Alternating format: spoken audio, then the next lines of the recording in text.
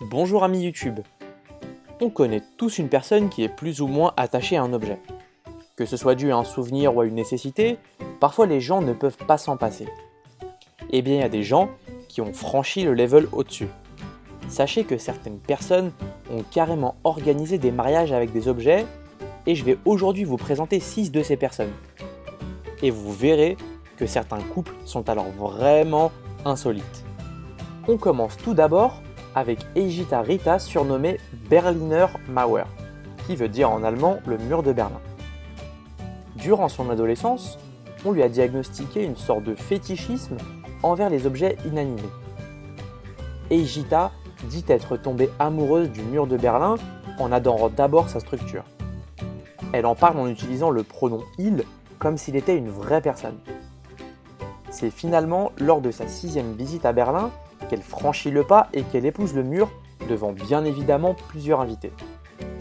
En 1998, le mur de Berlin a été détruit et c'est avec horreur que Eijita regarda son époux tomber en 1000 morceaux.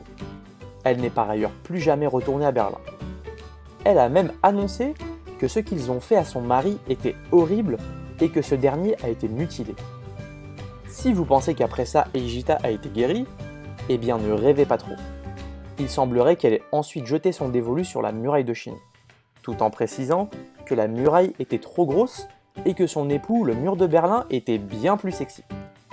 Rendez-vous maintenant en Asie pour parler très rapidement de Esael 9000 qui a épousé Nene Hanegasaki. Là on franchit carrément la barrière du virtuel.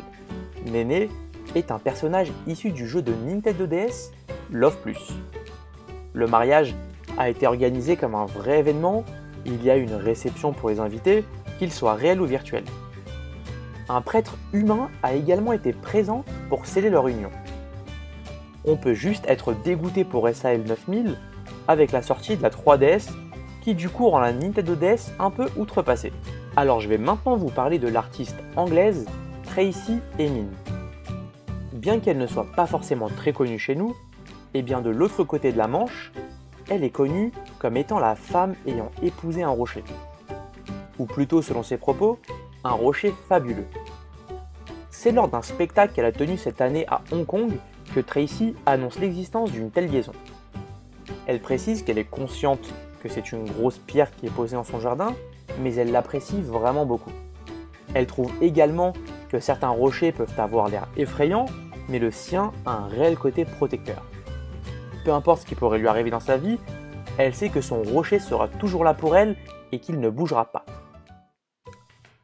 Après vous avoir parlé d'un amour entre une femme et un rocher, amour qui d'ailleurs n'est pas forcément réciproque, je vais vous parler d'un couple qui est plus proche de chez nous. On se retrouve à Paris au pied de la Tour Eiffel pour parler de Erika. Erika, qui préfère se présenter comme Erika Eiffel, a toujours eu une passion profonde pour les objets.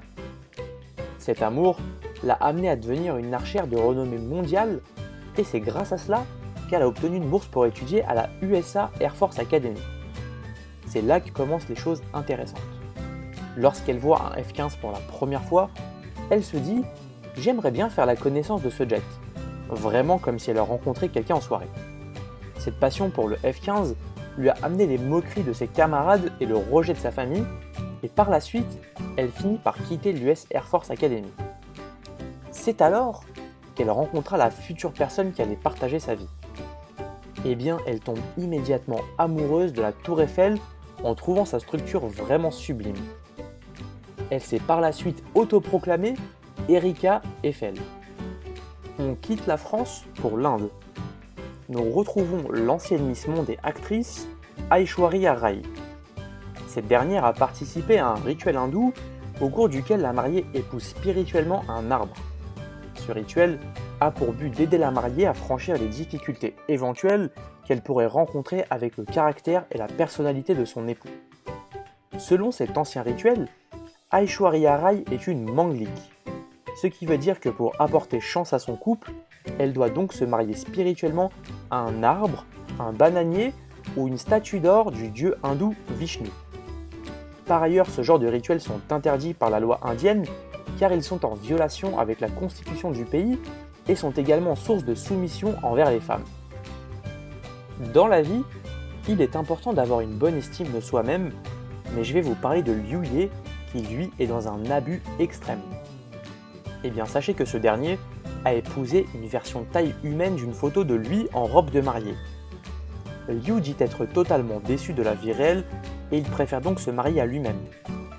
Le mariage de ce couple de 39 ans s'est déroulé en Chine, dans la région de Guangzhou. Bien évidemment, le mariage a eu lieu et selon les anciennes traditions, avec une marche main dans la main entre les deux mariés. Un des invités a même dit « C'est un super beau mariage, c'est juste dommage que la mariée soit une photo ». Et c'est sur cette histoire super charmante entre Liu Ye et lui-même qu'on va s'arrêter. J'espère que la vidéo vous aura plu, n'hésitez pas à la commenter, à la liker et à vous abonner à la chaîne. Moi je reste à votre disposition, et sur ce, je vous dis rendez-vous à la prochaine vidéo.